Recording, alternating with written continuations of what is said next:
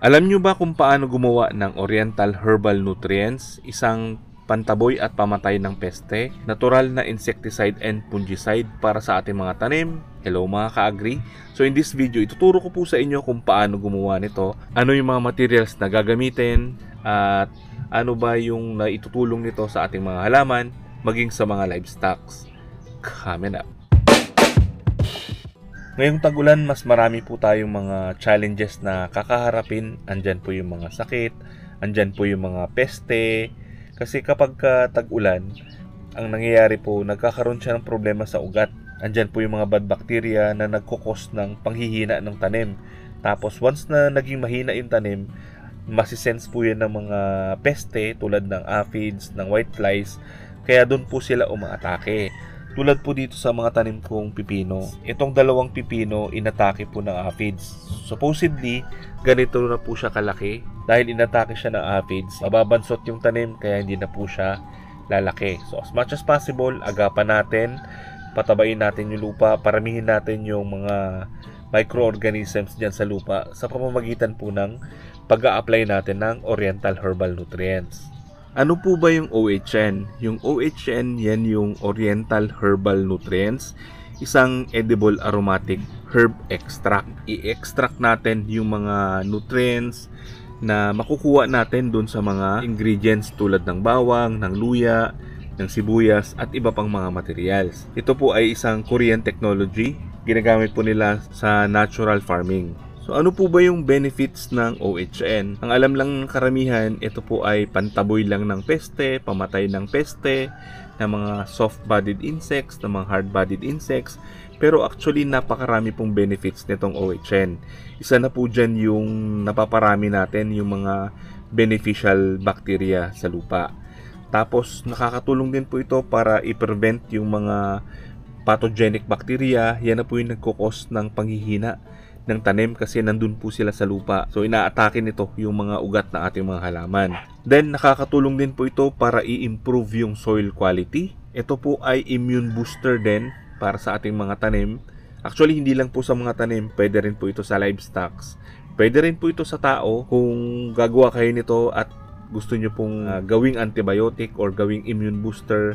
Instead ng molasses or brown sugar, ang pwede natin gamitin yung muscovado. Then ito po ay natural antibiotic din na pwede natin ibigay sa mga alagang hayop tulad ng manok, ng baboy at iba pa. Disclaimer lang po, maraming paraan ng paggawa ng OHN, iba't iba yung mga materials na ginagamit. Pero yung ituturo po namin sa inyo, yung mga paggamit lang po ng mga materials na madaling makita sa ating bahay. Kasi yun po yung objective natin, makagawa tayo ng isang natural na insecticide and fungicide para sa ating mga halaman. Ang pinakamahalaga lang po, hindi dapat mawawala itong dalawa, yung luya at yung bawang. Kasi ito pong dalawa na to, meron siyang prebiotic element na nag-i-encourage ng mga beneficial microorganisms, mga bacteria, mga fungi na nagpapaunlad ng ating mga lupa. Yung proseso po ng paggawa natin ng OHN ay yung fermentation. Magkaiba po siya sa ginagawa natin o sa nakasanayan natin sa swamp fertilizer. Ito pong swamp fertilizer, binababad lang natin yung mga organic matter sa tubig. Ang tawag naman po dito ay brewing. So, nai-extract natin yung ibang mga nutrients sa pamamagitan po ng pagbababad sa tubig. Dito naman, yung fermentation, mas advanced po yung process na to, mas mabilis, mas marami tayong ma-extract dun sa mga materials na ginagamit natin. So, ito po yung mga ingredients na gagamitin natin. Nag-prepare po ako dito ng bawang, ng luya, ng sibuyas, ng luyang dilaw, molasses, tapos sukang tuba, and then container. Dito natin ihahalo itong mga ingredients na to. Kung wala po kayong makitang sukang tuba, any organic or natural na suka pwede natin gamitin. Pwede po yung mga fruit vinegar, yung gawa sa pinya, gawa sa mga prutas, pwede po yun. Pwedeng sukang paumbong, sukang iloko, as long as natural siya. Huwag po tayong gagamit ng mga processed or chemical na suka kasi iba po yung epekto nun sa ating mga halaman. Ganon din po sa mga microorganisms na paparamihin natin dito sa ating ginagawa. Yung sukat po ng materials, kung gaano karami yung mga solid materials, yung mga herbs po natin, ganun po karami yung molasses. So dito gumamit po ko ng 50 grams ng bawang, 50 grams ng luya, 50 grams ng sibuyas, 50 grams ng luyang dilaw. Tapos itong molasses natin ay 200 grams. So halos katumbas nito yung lahat ng mga materials. Yung iba nagdadagdag po ng sili kasi yung sili meron din siyang antibiotic property na pwede pong maka-boost ng immune system, makapatay at taboy ng peste. Pero kung gagamit po kayo ng sili, huwag masyadong marami.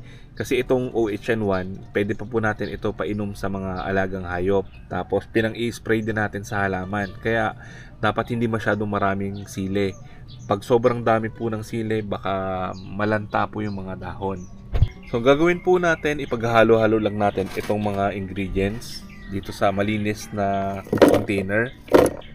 So pwede po kayong gumamit ng mga plastic container, ng mga glass. Pero yung takip po, dapat hindi siya bakal para hindi po siya kalawangin. So paghalo-halo lang natin. Ito sinamahan ko ng luyang dilaw kasi marami po ako na harvest nakaraan. Kaya sinama ko na po dyan. Itong sibuyas, maganda rin siyang gamitin. Meron din po siyang properties na nakakatulong po para labanan yung mga peste. Then, haluin lang po natin para mag-mix yung mga materials. Then, ilalagay na po natin yung molasses.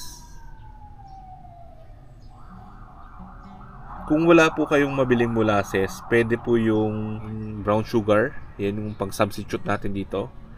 Pwede rin po yung muscovado, kaya lang medyo mahal po yun. Brown sugar, mas mura. Kung para sa tao, mas maganda yung cocoa sugar or yung muscovado para kung mataas po yung inyong blood sugar, mas okay gamitin yung cocoa sugar or muscovado. So ano ba yung purpose ng molasses? So ito pong molasses, siya yung nagpapalakas at nagpaparami ng mga microorganisms. Nakakatulong din po ito para maprolong yung shelf life dahil po sa mga microorganisms.